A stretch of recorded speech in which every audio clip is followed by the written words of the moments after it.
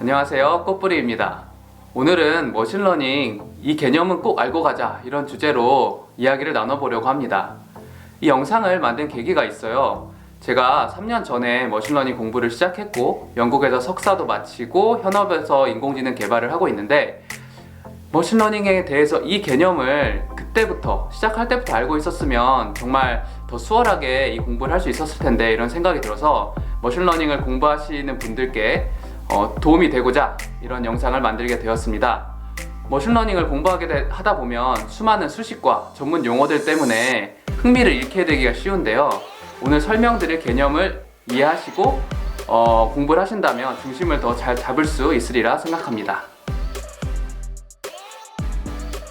앞으로도 머신러닝에 도움이 될 수 있는 중요한 개념들에 대해서 다른 영상들도 만들 예정이고요. 오늘 본론으로 넘어가서 머신러닝에 대해서 여러분들은 어떻게 알고 계시죠? 머신러닝이라고 하면 일반적으로 사람들이 규칙을 만드는 게 아니라 기계가 알아서 학습을 한다. 보통 이제 이렇게들 설명을 하거든요. 저도 처음에 머신러닝을 공부할 때 이 개념을 알고는 있었어요. 근데 실제로 연구하고 개발할 때 이 개념이 저한테는 크게 도움이 되지 않더라고요. 그래서 제가 말씀드리는 머신러닝의 중요한 개념은 데이터에 모델을 맞추는 것이다. 정말 쉬운 이 단어가 정말 많은 것을 내포하고 있어요. 실제로 많은 인공지능 프레임워크들, 인공지능을 개발하는 라이브러리들에 보면 이런 원리를 가지고 코드를 짜도록 되어 있기 때문에 지금 제가 설명드리는 이 개념을 이해하시는 것이 연구를 하시고 공부를 하시는데 도움이 될 것입니다. 제가 오늘 설명드린 개념에서 제일 먼저 나오는 것이 데이터죠. 그러면 데이터가 없이 머신러닝을 학습시킬 수 있을까요? 사람이 밥을 먹어야 살 수 있듯이 머신러닝은 데이터를 먹어야 살 수가 있어요. 이게 무슨 비유냐라고 하실 수도 있는데 이게 되게 의미가 있는 비유인 게 구글에서 만든 머신러닝 라이브러리인 텐서플로우 버전 1에 보면 머신러닝을 학습시킬 때 데이터를 넣어야 돼요. 이 데이터를 넣을 때 feed라는 용어를 사용하는데 feed라는 거는 먹이를 주다 그런 의미예요. 그래서 데이터를 먹어야지만 머신러닝이 학습을 할 수 있다. 그만큼 데이터가 중요하다는 건데 실제로 머신러닝에 대해서 얘기하다 보면은 데이터보다는 뭐 딥러닝 그런 알고리즘에 집중하는 경향이 있지만 저는 데이터 없이는 머신러닝이 있을 수 없다. 그렇기 때문에 데이터의 중요성을 먼저 말씀을 드리는 거고요. garbage in, garbage out이라는 게 있어요. 쓰레기를 넣으면은 쓰레기가 나온다. 그래서 데이터의 양과 질이 안 좋으면은 좋은 인공지능이 나올 수가 없는 거죠. 예를 들어서 설명을 드릴게요. 제가 동물 이미지를 보고 이 동물이 무엇인지를 예측하는 인공지능을 만든다고 했을 때 백조라는 이미지는 다 흰색인 백조만 있는 이미지를 제가 가지고 있다고 쳐요. 이걸 가지고 머신러닝을 학습시켰는데 근데 실제로는 검정색인 백조도 있다는 거죠. 세상에는.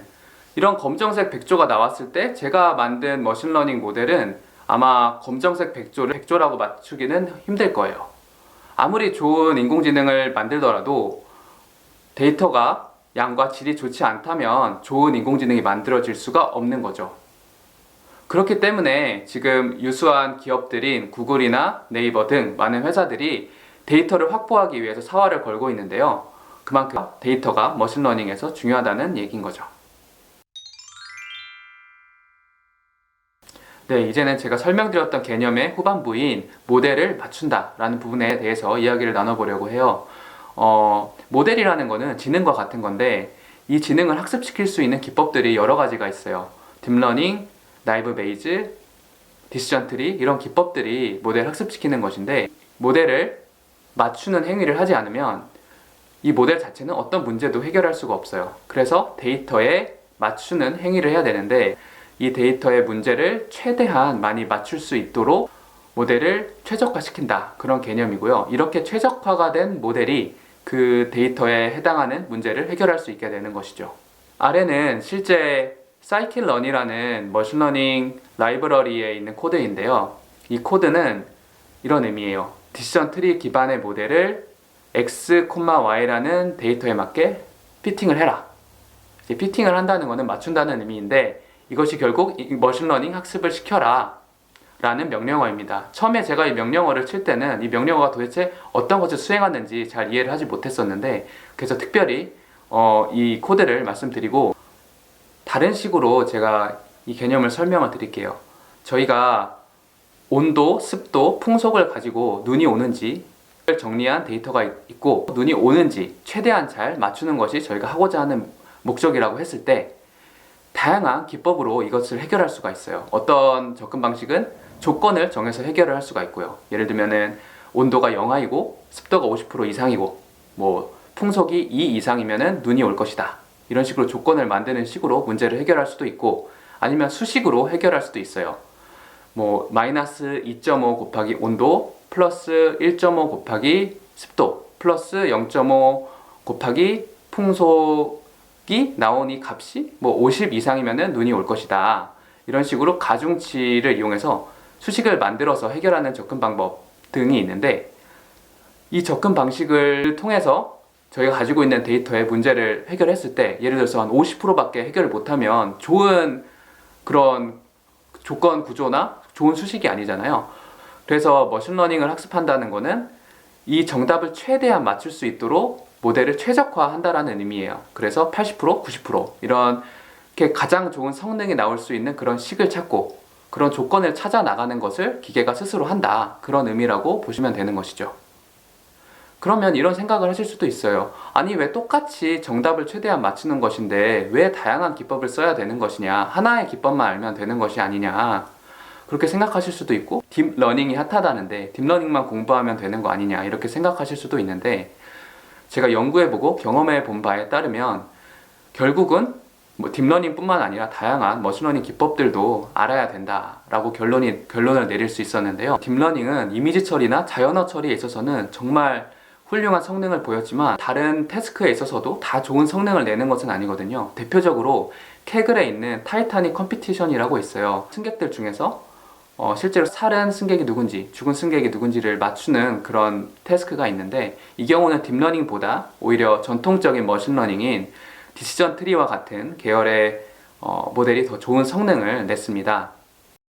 여러분들이 데이터 사이언티스트가 되거나 인공지능 개발자가 되시면 한 가지의 문제만 푸는 것이 아니라 결국은 여러 가지 문제를 해결해야 돼요.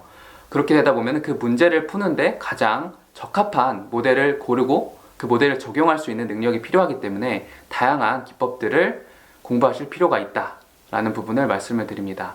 또한 이렇게 여러 가지를 배우지만 결국 오늘 설명드린 개념처럼 목적은 데이터의 모델을 최적화시키는 것이라는 것을 기억하시면서 공부를 하시면 중심을 잡고 공부를 하실 수 있을 것입니다. 네, 오늘 영상에서 머신러닝의 핵심이 되는 개념에 대해서 이야기를 나눠보았는데요. 결국 데이터의 모델을 맞추는 것이다. 이것이 결국 머신러닝이라는 것을 말씀드렸고 첫 번째로 데이터가 정말 중요하고 다른 머신러닝 기법보다도 더 중요할 수 있다라는 부분을 말씀드렸어요.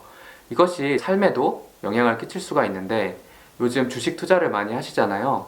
머신러닝으로 서비스하고 있는 회사에 주식 투자를 한다고 했을 때 이 회사가 하려는 서비스에 대해서 이 회사가 데이터를 확보하고 있느냐 아니면 확보할 만한 인프라가 있느냐를 보시고 그렇다면은 이 회사에 투자할 이유가 더 생기는 것이고 반대로 이 회사가 그런 데이터를 가지고 있지도 않고 확보할 만한 역량이 별로 안 된다고 생각하시면 사실 투자를 안 하는 쪽으로 생각하는 게 더 유리할 수 있는 것이죠. 이런 식으로 오늘 이해한 데이터의 중요성이라는 것이 여러분들의 투자 승률을 높이는 데도 활용될 수도 있습니다. 그리고 머신러닝을 공부하는 분들 입장에서 보면 머신러닝 기법들 뿐만 아니라 데이터를 수집하고 처리하고 저장하고 이런 것들을 공부하게 되는데 데이터의 중요성을 알면 흥미를 잃지 않고 이런 부분을 더 잘 공부할 수 있다고 생각합니다. 그리고 오늘 영상에서 머신러닝의 다양한 기법들이 있고 한 가지 기법뿐만 아니라 여러 가지 기법을 아실 필요가 있다고 말씀을 드렸는데 실제로 머신러닝 논문들을 보시면 이런 태스크를 해결하는 데 있어서 연구자들이 본인이 연구한 이 알고리즘이 다른 머신러닝 기법들보다 더 성능이 좋다 하면서 이런 표를 만드는 경우들을 많이 볼 수가 있습니다. 그만큼 머신러닝 기법이라는 것이 그 하나만 봐서는 안 되고 다양한 기법들과 비교해서 봐야 되기 때문에 힘드시더라도 다양한 기법을 이해하시려고 하고 그 차이점이 무엇인지 그리고 각각의 알고리즘이 무엇을 최적화하려고 하는 것인지 그런 관점에서 이해를 하시면 훨씬 더 재미있게 그리고 통합적으로 공부하실 수 있을 것입니다. 앞으로도 머신러닝과 관련된 중요한 개념들에 대해서 다른 영상들을 만들 예정이고요. 영상이 도움이 되셨다면 구독과 좋아요 부탁드립니다.